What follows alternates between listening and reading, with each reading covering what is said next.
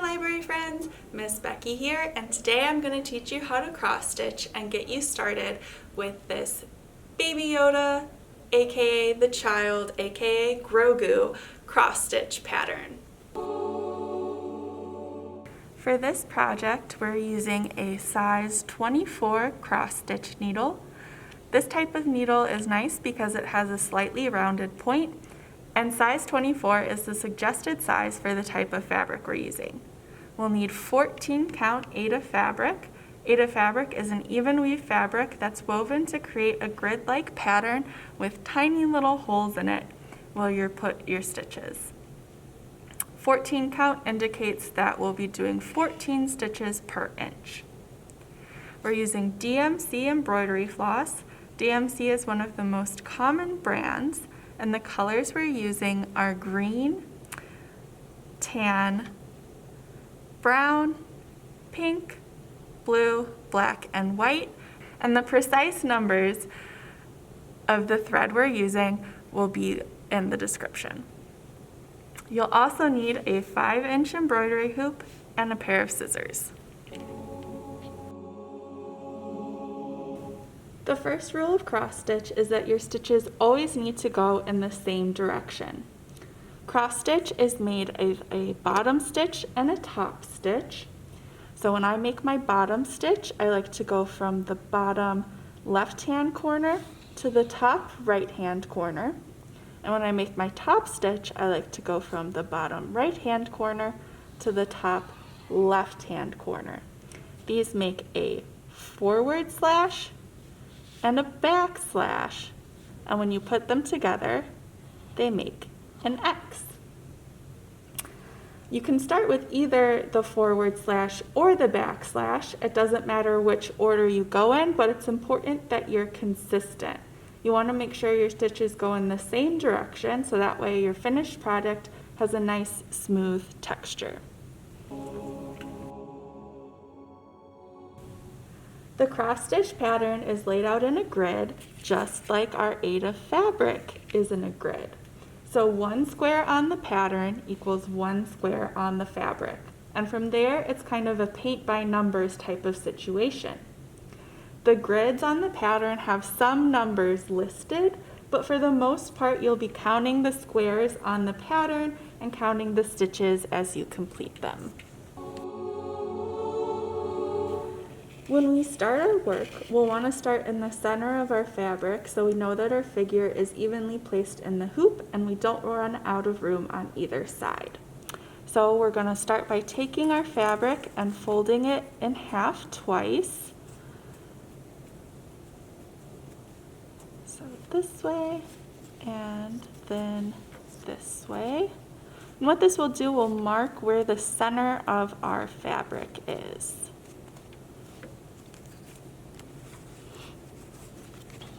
So there we have our center, and now we're going to place our fabric in our hoop. So you'll have to unscrew this to get the inner circle out of the outer circle.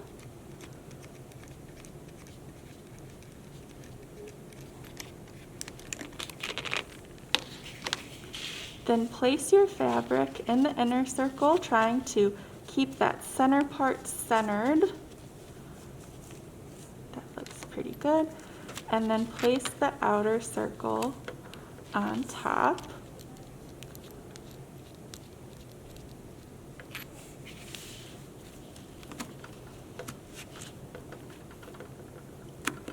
This particular embroidery hoop is a little bit tricky to get in. If you're using a wooden one, it will be a bit easier.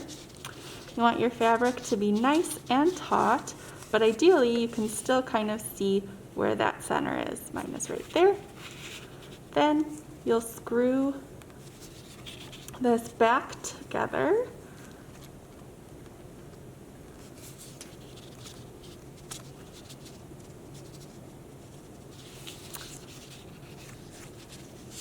Making sure your fabric is nice and taut, and then you're ready to go.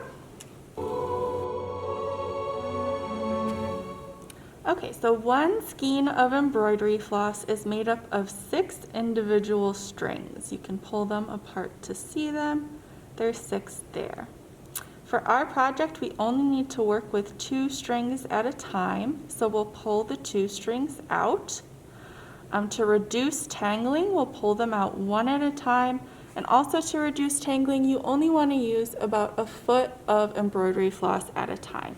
So go ahead and cut off a foot, separate your strings, and then pull 2 of them out 1 at a time. You can kind of see how it got a little tangled there.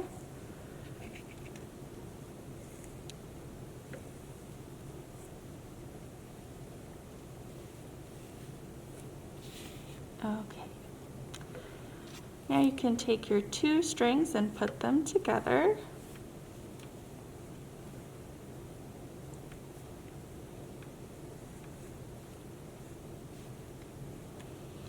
And then we'll thread these through the eye of our needle.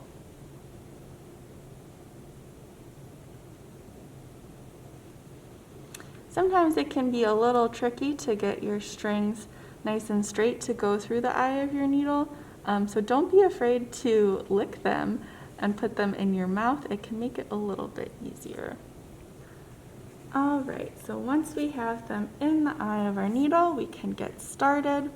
We don't have to tie any knots before we start. If you do regular sewing, you probably are used to tying a knot at the end of your string.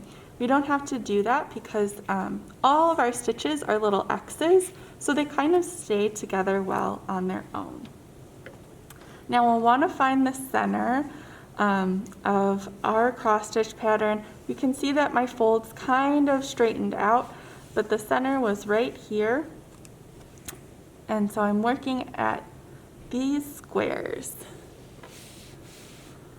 right in the center.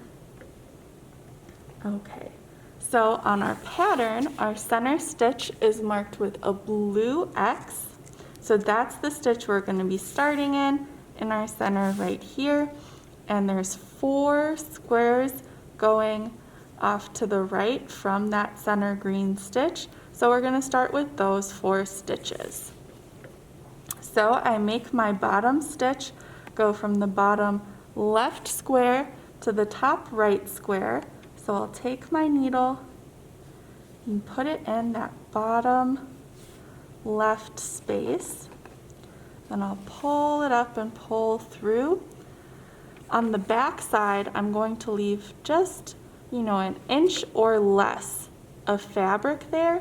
And I'm actually going to try and tuck that fabric into my stitches as I do the next stitches to help keep it nice and tidy. So I go from the bottom to the top. That's 1, and I'm going to do that 3 more times. So find the next hole. It can be a little bit hard to find these holes as you're getting started and getting used to it, but you can use your finger as a guide to help find the correct spot. Let's see, yep, so my tail did get tucked into that stitch right there. Now that was the bottom. We'll go to the top. That's 2.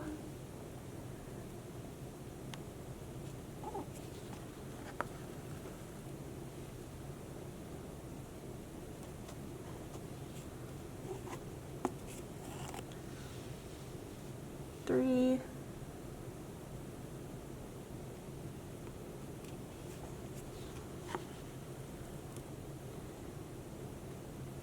And 4. So I have 4 forward slashes.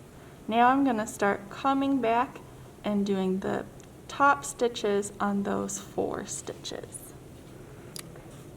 So there's a bit of a closer view of those 4, and now we'll do our top stitches going back in the opposite direction.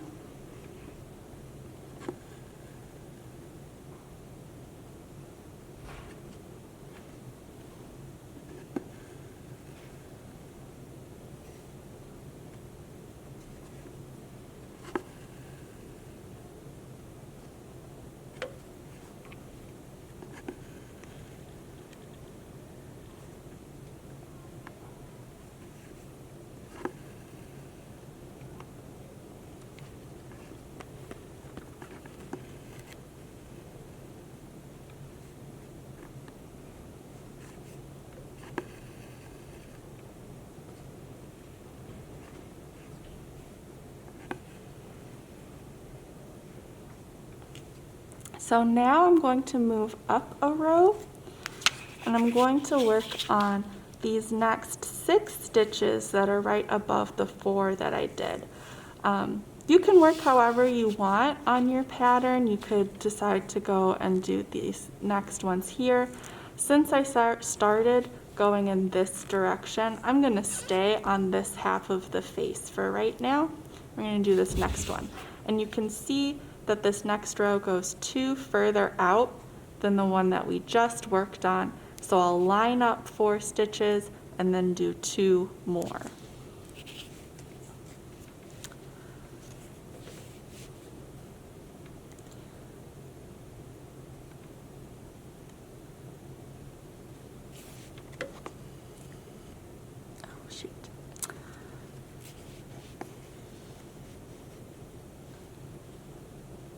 I actually have to go and do this first stitch starting at the top and then the bottom, because as you just saw, I went up through the same hole that my last stitch ended in, which popped the stitch out. But now that I have that one done, I can start again from the bottom left-hand corner to the top right-hand corner.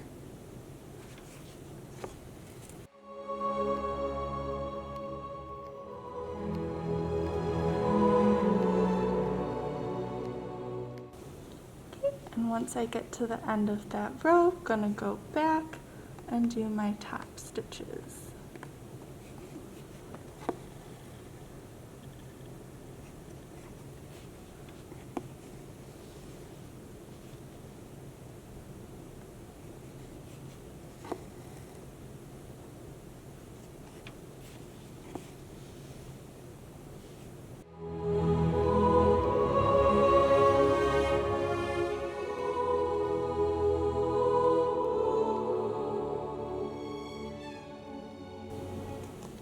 Okay, there I have that next row done. So I'm going to keep working up, doing the rest of the side of his face. When I get to the eye, what I think I'll do is stay on this side of the eye, finish here, and then come back and do this portion. But you can always do these, skip this part, and do the rest. It kind of depends on what you feel comfortable with and how neat you want the back of your work to look. Because if you keep working in the same way, the back of your stitches are nice and neat. So I'll do a couple more rows off camera, and then we'll go over how to tie off. Okay, so you can see I've got 4 rows done. That puts me up. I finished this row right here on the pattern. And now I'm actually running out of green string. So I'm going to tie off and then put more thread on my needle. So to tie off, what you want to do, you don't actually have to make any knots like we talked about before. You just want to take your needle and bring it underneath a few of those stitches on your back side. Like 3 or 4. Go. And then pull it through. Then take your scissors and trim it. Tucking that thread under there makes it more secure and also keeps the back of your work nice and tidy. So you'll want to keep working on your pattern in the same way. You can switch colors and move to different areas if you want to. Just be careful that you're counting your stitches and making sure that you're working according to the pattern. For this pattern, I found the ears to be the place where it's most important to double check that you're placing your stitches in the correct spots. If you mess up an area, it can be frustrating, but it's best to take out any correct stitches to fix your work. So I'm going to show you how I like to take my stitches out on these 2 blue ones that I put right here. I actually use my needle since it's the right size, go to your top stitch, put your needle under it and pull up, and then go to your bottom stitch, put your needle under and pull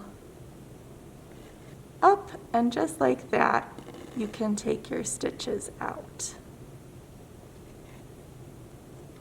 Cross stitching takes patience, so this pattern could take a few hours to complete. Once you're done, you can keep your project in the embroidery hoop and cut off the excess fabric, or you can take your project out of the embroidery hoop and frame it. Thanks for learning about cross stitch with me today. I hope you have fun finishing your Baby Yoda project. For more cross stitch fun, you can check out cross stitch books from the library like Lit Stitch and Mr. X's Guide to Cross Stitch, both of which have helpful tips and fun patterns. Don't forget to like and subscribe. Bye!